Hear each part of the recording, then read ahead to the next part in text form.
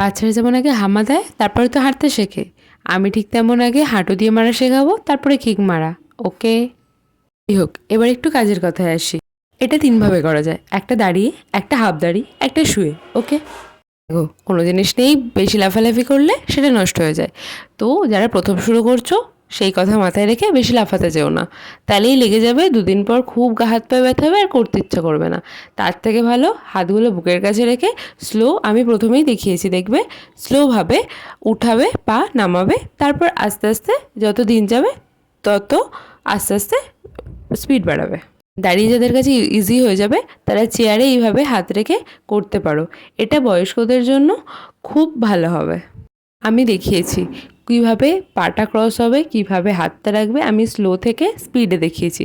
তোমরাও আস্তে আস্তে স্লো থেকে স্পিডে করবে, একদিনেই করো না। সত্যি বলছি, যারা নতুন শুরু করছো গা হাত পা প্রচণ্ড ব্যথা থাকবে 1 সপ্তাহ এরকম। তো আস্তে আস্তে করো, বুঝেছো? আরে জানি, বাঙালিদের ভুঁড়িটাই গর্ব, সেটাও আমি জানি। গর্ব এটাও আছে জানো তো, অহংকার পতনের মূল। ভুঁড়ি নিয়ে বেশি গর্ব করলে দেখবে ডাক্তারকেই সব টাকা দিতে হচ্ছে আর নিজেদের সকালাত পূরণ করার জন্য ঘোড়া খাওয়া কিছুই হচ্ছে না। তাই বলি, আমার কথা শোনো, কন্টিনিউ করো। একদিনে হবে না, একদিন তো হবে ঠিকই। থার্ড হচ্ছে উল্টে পাল্টে শুয়ে।